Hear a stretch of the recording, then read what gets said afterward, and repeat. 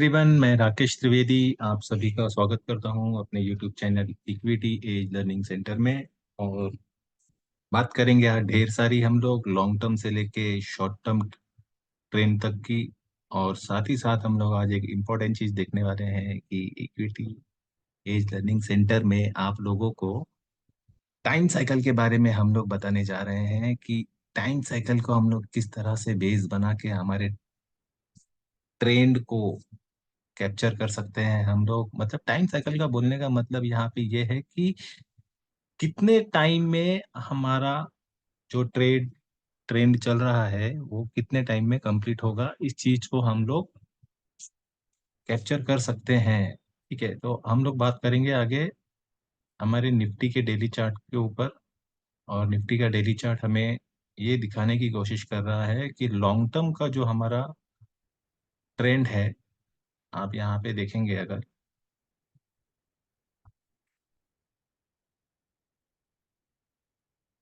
ये हम लोग आ रहे हैं वीकली चार्ट के ऊपर। और वीकली चार्ट के ऊपर हम लोग एक ट्रेंड देख पा रहे हैं जो कि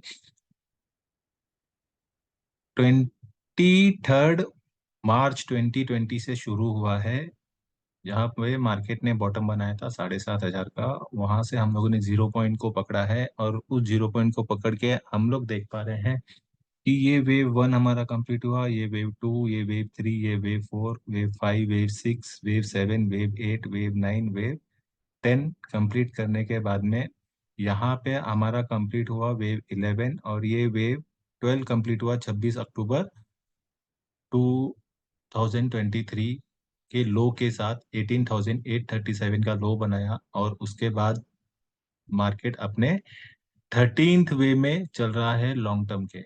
और लॉन्ग टर्म के 13th वेव को अगर हम लोग एनालाइज कर रहे हैं डेली चार्ट के ऊपर जाके, तो हमें वहां पे क्या दिखाई दे रहा है? हमें वहां पे ये दिखाई दे रहा है कि जो 13th वेव है उसके इंटरनल वेव्स जो हैं, 13 वेव के इंटरनल वेव्स को हम लोगों ने पिछले वीडियोस में भी कैलकुलेट किया है। आज फिर से एक बार कैलकुलेट करके आपको बता देते हैं। यहाँ पे 13 वेव के इंटरनल वेव्स का वेव वन कंप्लीट हुआ, और ये हुआ वेव टू कंप्लीट, और उसके बाद में वेव थ्री यहाँ पे कंप्लीट हुआ, वेव फोर यहाँ पे कंप्लीट हुआ। तो ये 13th वेव के वेव फोर का एंडिंग पॉइंट था 24 जनवरी 2024, 21,137 का लो। और उसके बाद में शुरू होता है 13th वेव का वेव फाइव।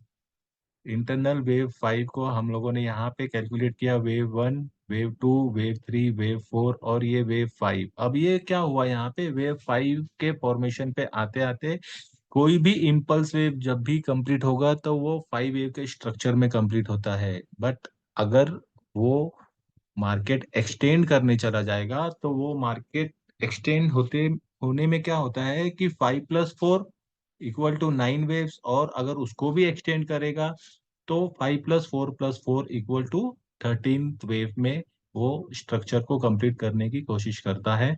हम लोगों ने यहाँ पे देखा कि लॉन्ग टर्म का हमारा 13th वेव चल रहा है जो कि 5+4 + 4 के फॉर्मेशन में आ चुका है। और जो हमारा मिड टर्म का ट्रेंड है, मिड टर्म के ट्रेंड में हम लोग चल रहे हैं यहाँ पे।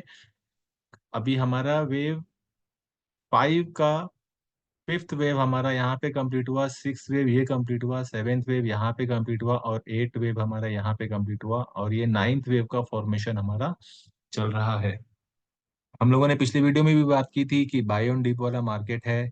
अभी हम लोगों को मार्केट में शॉर्ट पोजीशन के बारे में नहीं सोचना है, नहीं सोचना है, नहीं सोचना है। क्यों नहीं सोचना है?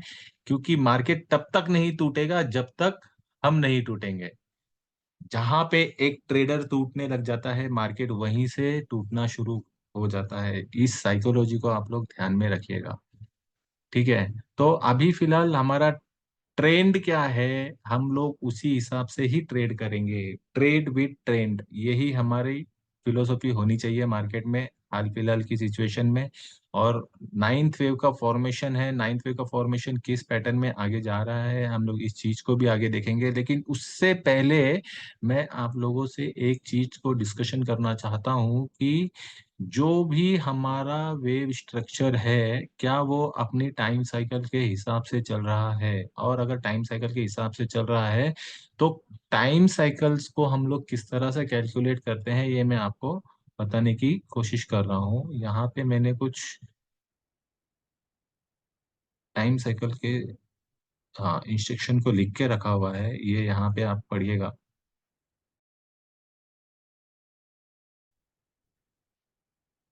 तो हम लोग टाइम साइकिल को भी इम्पोर्टेंस देते हैं, बहुत ज़्यादा इम्पोर्टेंस देते हैं, क्योंकि अगर हमें मार्केट का टॉप फाइंड आउट करना है, मार्केट का बॉटम फाइंड आउट करना है, तो टाइम साइकिल का कैलकुलेशन हमारे पास होना ज़रूरी है। और यकीन मानना मेरे दोस्तों, अभी तक हम लोगों ने टाइम साइकिल के हिसाब से, जब 16,800 का बॉटम था, 16,000 के 800 के बॉटम से जितने भी वेव्स मार्केट में बने हैं, हम लोगों ने टाइम साइकिल के कैलकुलेशन करते हुए हम लोगों ने टॉप और बॉटम की सभी रैलियों में पार्टिसिपेट किया है, वो भी टॉप से लेके बॉटम तक और बॉटम से लेके टॉप तक। अब हम लोग क्योंकि यूट्यूब पे आ गए हैं, तो यूट्यूब पे आने के बाद में आप सभी लोगों को उसका फायदा मैं दूंगा। इसकी मैं पूरी पूरी कोशिश करूँ कि आप लोग भी उस टाइम साइकिल का फायदा उठा सको। तो यहाँ पे दोस्तों हम लोग देख रहे हैं कि 26 अक्टूबर 2023 को 18,837 का जो मार्केट ने लो बनाया, ये लो था वेव 12 का, लॉन्ग टर्म का वेव 12। ठीक है, और हम अब यहाँ से जो हम लोगों ने रैली शुरू की है, ये मिड टर्म की 13 वेव है, लॉन्ग टर्म की 13 वेव है, और मिड टर्म का 5th वेव का फॉर्मेशन चल रहा है यहाँ पे।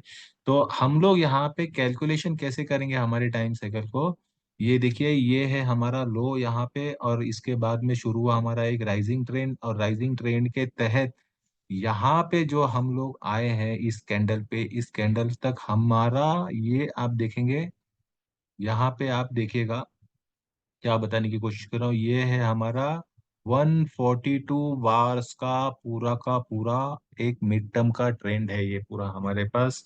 और मिड टर्म का ट्रेंड 142 बार्स, इसका मतलब ये होता है कि जो हमारे फिबोनाची लेवल्स हैं, वो फिबोनाची लेवल्स के बेस पे हम लोग टाइम साइकिल का कैलकुलेशन करते हैं, और उसके हिसाब से 144 डेज की एक साइकिल होनी चाहिए हमारी। अगर वो एक्सटेंड करेगी तो भी हम लोग उसके ऊपर आने वाले वीडियोस में डिस्कशन कर लेंगे, बट अभी हम लोग मिड टर्म के टॉप के नजदीक हैं। तो हम लोग ये देखेंगे कि यहाँ पे जो साइकिल का हम लोगों ने कैलकुलेशन किया है, ये है 142 डेज मिड टर्म की साइकिल है, जो कि 13th वेव की फॉर्मेशन में चल रही है। और साथ ही साथ हम लोग शॉर्ट टर्म की साइकिल को भी आगे कैलकुलेशन करेंगे। यहाँ पे आप एक चीज देखिएगा, देखने वाली चीज यहाँ पे ये है कि जो हम लोगों ने टाइम साइकिल का जो कैलकुलेशन हमारा है, उसकी वो किस बेस के ऊपर है, वो आप यहाँ पे देखेंगे तो ये देखिए, ये है टाइम सीक्वेंस। ये टाइम सीक्वेंस जो भी बन के आती है, ये फिबोनाची के लेवल्स के हिसाब से बन के आती है, जो कि यहाँ पे देखेंगे आप, 0, 1, 2, 3, 5, 8, 13, 21, 34, 55, 89, 144 एंड सो ऑन। ये आगे कंटिन्यू हो सकती है, इसके बारे में हम लोग आगे बात करेंगे, लेकिन अभी जो हमारी मार्केट की साइकिल है, वो 144 डेज के बहुत ही ज्यादा नजदीक है, और जो कि मिड टर्म ट्रेंड के कंप्लीशन का एक सेंटर पॉइंट हो सकता है। ठीक है, तो इस चीज को हमको ध्यान में रखना है कि आने वाले 2 ट्रेडिंग सेशन बहुत ज्यादा इंपॉर्टेंट रहेंगे मार्केट के लिए। और अगर मार्केट यहाँ पे कोई भी टॉप बना के रिवर्सल लेने की कोशिश करेगा, अच्छी खासी रिवर्सल यहाँ से आने की बहुत बड़ी उम्मीद है। ठीक है, तो ये हुआ हमारा एक मिड टर्म की टाइम साइकिल का कैलकुलेशन, जिसमें 142 डेज हम लोग कंप्लीट कर चुके हैं।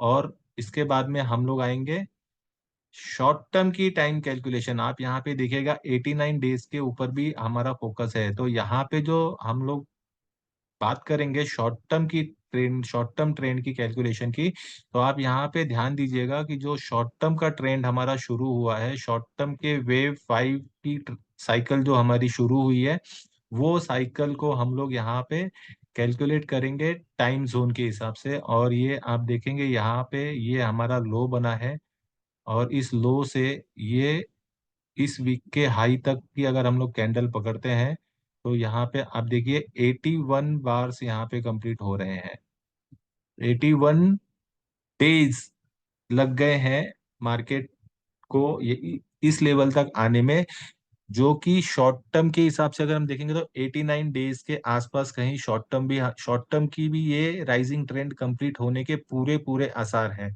तो मिड टर्म और शॉर्ट टर्म दोनों के दोनों ट्रेंड एक ही टाइम पे एक ही जगह पर कंप्लीट होने के पूरी पूरी चांसेस हैं। और इस चीज को हम लोग बहुत ही क्लोजली वॉच करना है हमको, कि अगर यहां से कोई रिवर्सल मिलता है, यहां से टॉप मार्केट का बनता है, तो एक बड़ी बेरिश ट्रेंड की साइकिल शुरू होगी इस जगह से।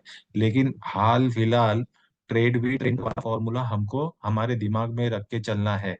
अब बात करेंगे यहाँ पे कि ये जो हम लोगों ने देखा कि 27 जनवरी 24 से जो शॉर्ट टर्म राइजिंग ट्रेंड हुआ है, इस शॉर्ट टर्म राइजिंग ट्रेंड के वेव 13 के इंटरनल वेव 13 का वेव 5, 1, 2, 3, 4 और वेव 5 यहाँ पे कंप्लीट हुआ। और जाके इसने 5 कंप्लीट करने के टाइम पे इसने इसको एक्सटेंड करते हुए 5+4 के फॉर्मेशन में लेके आया, जहां पे हम लोगों ने 5 से लेके ये 6 हम लोगों ने फाइंड आउट किया, 6 से 7, 7 से 8 और 8 से ये जो रैली चल रही है ये वेव 9 की रैली चल रही है। यहाँ पे समझने वाली बात यह है कि वेव 9 भी लास्ट लेग है, और 89 डेज का शॉर्ट टर्म टाइम साइकिल भी लास्ट लेग है, और मीडियम टर्म का 144 डेज का टाइम साइकिल भी लास्ट लेग है। तो सारी की सारी चीजें एक ही जगह पे एक ही सेंटर पॉइंट पे आते हुए हमें दिख रही हैं, तो हमें कॉशियस रहना पड़ेगा हमारे इन्वेस्टमेंट को लेकर मार्केट के अंदर। सलाह तो मैं यही देना चाहूंगा कि sit on cash strategy is good. और जो भी लोग चाहते हैं कि हम लोगों को सेफ साइड में जाना है, तो सेफ साइड में मैं आप लोगों से यही बात करना चाहूंगा कि हम लोग सिर्फ हमारे कैपिटल का 10% कैपिटल ही यूज करें हाल फिलहाल की मार्केट में, क्योंकि मार्केट 2020 के बॉटम से 2024 के टॉप को कंप्लीट करने जा रहा है। और ये टॉप फॉर्मेशन होते ही इस पूरी राइज का जो 2020 से शुरू हुआ है, इस पूरी राइज का मिनिमम फॉल 38% तक मार्केट मिनिमम रिट्रेस हो सकता है नीचे की तरफ। मैक्सिमम रिट्रेसमेंट इसका 61.80, जो कि गोल्डन रेशियो कहलाया जाता है फिबोनाचीज की लैंग्वेज, फिबोनाचीज की जो नेचर ऑफ लॉ का टूल है। और उसके बीच का रिट्रेसमेंट आता है 50% का रिट्रेसमेंट। तो हम लोग 38% के रिट्रेसमेंट को टारगेट को फर्स्ट टारगेट बना के चलेंगे, जब मार्केट अपना टॉप बना के एक बेरिश ट्रेंड में आएगा। तो अब हम लोगों ने ये देखा कि मिड टर्म का जो ट्रेंड था हमारा, मिड टर्म के ट्रेंड में हमारा ये पूरा का पूरा साइकिल जो है ये 142 डेज कंप्लीट कर चुका है। शॉर्ट टर्म का ट्रेंड जो 24 जनवरी से शॉर्ट टर्म का राइजिंग ट्रेंड जो शुरू हुआ, इसमें हमारे 82 डेज कंप्लीट हो गए हैं। और 89 डेज की साइकिल कंप्लीट होने में 7 ट्रेडिंग सेशन बचे हैं। और 142 के 142 की साइकिल कंप्लीट होने में 2 ट्रेडिंग सेशन अभी यहाँ पे बचे हैं, जो कि 144 डेज के कंप्लीशन के बाद में हमें पूरी तरह पिक्चर दिखा देगा। ये नॉर्मली होता ये है कि 1-2 दिन आगे पीछे ही ये ट्रेंड अपनी साइकिल को कंप्लीट करके अपनी नई साइकिल शुरू कर देता है। ओके। तो हम लोगों ने बात की है यहाँ पे मिड टर्म की, लॉन्ग टर्म की, और ये शॉर्ट टर्म का जो ट्रेंड चल रहा है, शॉर्ट टर्म के ट्रेंड में हम लोगों ने ये देखा था कि 21,708 का जो मार्केट ने बॉटम बनाया, उस बॉटम से बड़ा बॉटम बनाया 21,777 का, और उससे बड़ा बॉटम बनाया 21,822 का। तो ये एक इंडिकेशन है कि शॉर्ट टर्म ट्रेंड जो है वो बुलिश ट्रेंड है, क्योंकि मार्केट अपने प्रीवियस लो को नहीं काट पा रहा है। ठीक है, तो इसके तहत हम लोगों ने इस एक्सटेंशन जो वेव एक्सटेंड हुए हैं, उन एक्सटेंशन को हम लोगों ने 1, 2, 3, 4, 5, 6, 7, 8, 9 मतलब 5+4 वेव्स की काउंटिंग में हम लोगों ने इसको पकड़ा है, बिकॉज मार्केट ने अपने किसी भी प्रीवियस लो को नहीं काटा है। ठीक है। तो यहाँ पे हम लोगों ने देखा कि वेव 7 से लेके वेव 8 बना, और वेव 8 से लेके मार्केट ने अपना नया हाई बनाया, जो कि एक्सपेक्टेड था, और जिसके बारे में हम लोगों ने पिछले वीडियो में बात भी की थी कि ये मार्केट का राइजिंग ट्रेंड है और राइजिंग ट्रेंड के अंदर मार्केट नए हाई को बनाने की कोशिश करेगा, जिसका टारगेट हम लोगों ने हाल फिलहाल की सिचुएशन में 23,079 रखा हुआ है। और मार्केट ने पिछले हफ्ते में मार्केट का फ्राइडे का हाई था 23,026 का। ठीक है। तो आगे की पिक्चर पूरी की पूरी डिपेंड होगी हमारी इस इंटरनल वेव्स के वेव 9 की कैलकुलेशन के ऊपर। ओके। इस इंटरनल वेव 9 की कैलकुलेशन के ऊपर हमारी आगे की पिक्चर कंप्लीट होगी। तो हम लोग इस इंटरनल वेव्स को आगे हम लोग काउंट करेंगे हावर्ली चार्ट के ऊपर जाके, और समझने की कोशिश करेंगे कि ये इंटरनल वेव 9 का पैटर्न एक्चुअली क्या है। ठीक है। तो आते हैं हम लोग हमारे हावर्ली चार्ट्स के ऊपर। हावर्ली चार्ट्स पे हम लोग पिक्चर को ज्यादा अच्छी तरह से समझ लेंगे। ये है हमारा हावर्ली चार्ट। और हावर्ली चार्ट पे हम लोगों ने यहाँ पे देखा कि ये एक पैटर्न यहाँ पे इसने दिखाया हमको घुमा के कि ये हुआ हमारा वेव ए, ये हुआ हमारा वेव बी, और सॉरी, ये हमारा वेव ए यहाँ पे कंप्लीट होके वेव बी यहाँ पे कंप्लीट हुआ, और ये वेव सी कंप्लीट हुआ, और वेव सी के बाद में ये जो बना है ये हमारा वेव एक्स बना है। ठीक है। हम लोग इसको नाम दे देते हैं, यहाँ पे ये वेव एक्स का कंप्लीशन हुआ है। वेव एक्स के बाद में मार्केट फिर से यहाँ से अब आगे की तरफ कंटिन्यू जो कर रहा है मार्केट, उसको हम लोग देखेंगे कि ये किस पैटर्न में है, जो कि हावर्ली चार्ट के ऊपर हमको ये एक इम्पल्स वेव की क्रिएशंस की तरफ बढ़ते हुए दिख रहा है, जो एक इम्पल्स वेव मार्केट में हमको बनते हुए दिखाई दे रहा है।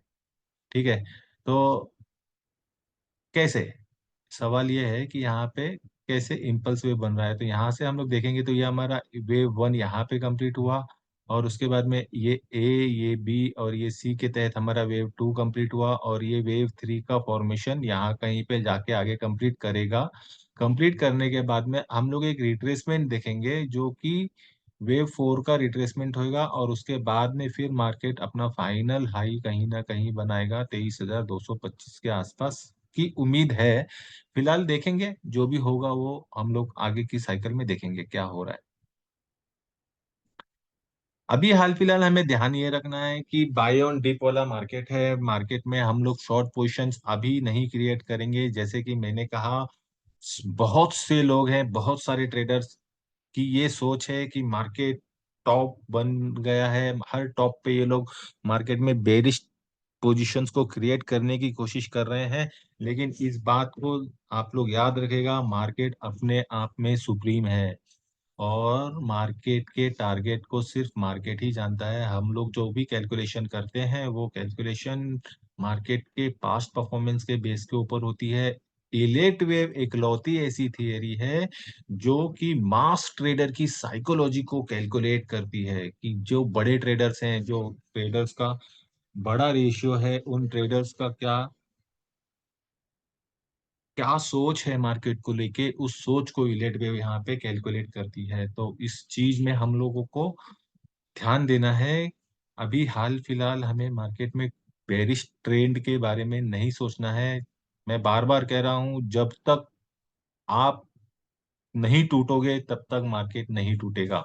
यहाँ पे स्मार्टनेस हमारे अंदर ये होनी चाहिए कि हमें जस्ट वेट एंड वॉच करना है। हमारी जो एग्जिस्टिंग पोजीशन है उसको ट्रेलिंग स्टॉप लॉस के साथ में होल्ड रखनी है। अगर कोई पोजीशन नहीं है हमारी, तो हमें सिट ऑन कैश वाला फॉर्मूला यूज करना है। हमें कैश लेके मार्केट के अगले ट्रेंड का इंतजार करना है, और उस टाइम पे जाके हम लोगों को देखना है क्या करना है। ठीक है गाइस। तो ये हमारा निफ्टी का कैलकुलेशन था कि निफ्टी का जो यहाँ से जो ट्रेंड शुरू हुआ है, ये जो ट्रेंड नाइन्थ वेव के फॉर्मेशन में जो ट्रेंड शुरू हुआ है, ये हमें क्लियर कट दिखाई दे रहा है कि ये वेव वन है, ये वेव टू है, और ये वेव थ्री का फॉर्मेशन है। वेव थ्री के फॉर्मेशन में हम लोगों ने ये चीज देखी कि ये वेव वन बना है वेव थ्री का, और वेव थ्री के वेव टू को यहाँ पे ये ए, ये बी, ये सी के कैलकुलेशन में यहाँ पे बन रहा है हमारा वेव टू, और ये वेव थ्री ऑफ थ्री का फॉर्मेशन है कंटिन्यू। मतलब ये हुआ कि वेव थ्री का भी टारगेट अभी पेंडिंग है, उसके बाद में वेव 4 का रिट्रेसमेंट पेंडिंग है, और उसके बाद में वेव 5 का फॉर्मेशन भी अभी तक पेंडिंग है। तो यहाँ पे मार्केट में ऊपर जाने के लिए बहुत जान बची हुई है, इसलिए मैं आप लोगों से बार बार कह रहा हूँ कि मार्केट से कभी भी उलझना मत। ट्रेड भी ट्रेंड, हम लोग बार बार इसीलिए कहते हैं। ठीक है। तो ये वेव 9 की कैलकुलेशन हम लोगों ने की कि इसके इंटरनल वेव्स हमको क्या दिखाने की कोशिश कर रहे हैं। तो हम लोगों ने ये देखा कि वेव 9 में इंटरनल वेव्स जो दिखा रहे हैं वो 1 2 3 4 5 के एक इम्पल्स वेव में फॉर्मेशन हो रहा है उसका, और उस फॉर्मेशन के साथ में ये अभी वेव 9th के वेव थर्ड में अपने वेव थर्ड को कंप्लीट करने की कगार पर है, और कहीं ना कहीं शायद हो सकता है 23,026 ये वेव थ्री का एंडिंग पॉइंट हो सकता है। बट अगर 23,079 मारता है तो हमें और क्लियरिटी मिल जाएगी कि हाँ ये वेव थ्री का टॉप है, और उसके बाद में जो वेव फोर्थ का फॉर्मेशन होगा वो वेव का फोर्थ का फॉर्मेशन एक जगह होगी, वो वेव फोर्थ का फॉल एक जगह होगी जहां पे हम लोग एक बुलिश ट्रेड को एग्जीक्यूट कर सकते हैं विथ प्रॉपर मनी मैनेजमेंट। ठीक है। तो हम लोग कहीं ना कहीं वेव 9 को 23,225 के आसपास कंप्लीट होते हुए देख रहे हैं। हाल फिलहाल तो पहला जो उसका रेजिस्टेंस है वो 23,079 का है। तो फिलहाल हम लोग ये देखते हैं कि अगर ये मान के चलें कि 23,026 का जो हाई बनाया है फ्राइडे के दिन, कहीं वो वेव थ्री का कंप्लीशन तो नहीं है। अगर वो वेव थ्री का कंप्लीशन है तो मार्केट एक बार फिर से रिट्रेस होएगा, लेकिन रिट्रेसमेंट का, वेव थ्री के रिट्रेसमेंट का रूल ये कहता है कि वेव थ्री जहां से शुरू हुआ है, मतलब वेव थ्री का जो जीरो पॉइंट है उसके नीचे रिट्रेस नहीं करना चाहिए। अगर उस लेवल के नीचे वेव थ्री रिट्रेस करता है तो हमारी काउंटिंग गलत है, इस चीज को ध्यान में हमें रखना है। और अगर वेव थ्री रिट्रेस करता है तो वेव थ्री का टोटल पॉइंट्स का 38.20% मैक्सिमम रिट्रेसमेंट होना चाहिए। हम लोग यहाँ पे देख लेते हैं कि ये वेव थ्री का हमारा स्टार्टिंग पॉइंट है, और स्टार्टिंग पॉइंट से लेके हम लोग अगर 23,026 के टॉप को अगर हम लोग यहाँ पे प्लॉट कर रहे हैं फिबोनाची के रिट्रेसमेंट के टूल के साथ में, तो हम लोग देख रहे हैं कि हमारा वेव थ्री जो कंप्लीशन के बाद में जो टारगेट होगा वो ये टारगेट होगा, ये टारगेट होगा यहाँ से लेके यहाँ के बीच में, मतलब 22,656 के आसपास वेव फोर रिट्रेस होना चाहिए। साथ ही साथ यहाँ पे अगर हम लोग वेव फोर के रिट्रेसमेंट का फायदा उठा के अगर लॉन्ग पोजीशन बिल्डअप करते हैं तो हमें इस चीज का ध्यान रखना है कि हमारा जो स्टॉप लॉस होगा उस टाइम पे वो होगा हमारा, वो 22,478 रुपीज का स्टॉप लॉस होगा। उस चीज को हमें ध्यान में रखना है, और उसी हिसाब से हमारी पोजीशन को हमको मैनेज करना है। ठीक है। तो मंडे और ट्यूसडे के लिए हम लोग अगर बात करें तो मार्केट 23,100 से लेके 22,800 के बीच में रहने की चांसेस हैं। और पूरे वीक की अगर हम लोग बात करेंगे तो मार्केट 22,500 से लेके 23,200 के बीच में रहने के चांसेस है। बाय ऑन डिप की स्ट्रेटेजी रहेगी। एक बात मैं यहाँ पे आपको फिर से क्लियर कर देना चाहता हूँ कि हम लोग सेबी रजिस्टर्ड एडवाइजर नहीं है। यहाँ पे हम लोग जो भी बातें कर रहे हैं यो सिर्फ और सिर्फ एजुकेशनल पर्पस के हिसाब से कर रहे हैं। आप लोग वीडियो देखने के पहले डिस्क्लेमर को अच्छी तरह से पढ़ लीजिएगा। यहाँ पे हम लोग किसी भी तरह की कोई भी बाइंग और सेलिंग की एडवाइस नहीं दे रहे हैं। अगर आप लोग बाइंग और सेलिंग करते हैं तो आप अपने फाइनेंशियल एडवाइजर से कंसल्टेंट कर लें। अगर आप हमारी करी हुई बातों के ऊपर अगर आप कोई भी ट्रेड एग्जीक्यूट करते हैं उसमें आपको अगर प्रॉफिट हो रहा है तो वो आपका है, आपको अगर लॉस हो रहा है तो वो आपका है। इसके लिए इक्विटी एज चैनल जिम्मेदारी नहीं लेगा। इस चीज को आप लोग ध्यान से समझिएगा और पढ़िएगा। ठीक है। इसी के साथ मैं अपने वीडियो का समापन करता हूं, और आप लोगों का फिर से एक बार शुक्रिया अदा करता हूं हमारी वीडियोस को देखने के लिए। हमारी वीडियोस को अपने फ्रेंड्स तक पहुंचाएं, हमारी वीडियोस को लाइक सब्सक्राइब करना ना भूलें। इसी तरह अपना प्यार हमें देते हुए चलिए आप। ठीक है। तो बज रहे हैं 7:30। मेरे ख्याल से आधे घंटे की वीडियो हो चुकी है। अब इस वीडियो को हम लोग एंड करते हैं। Have a good day.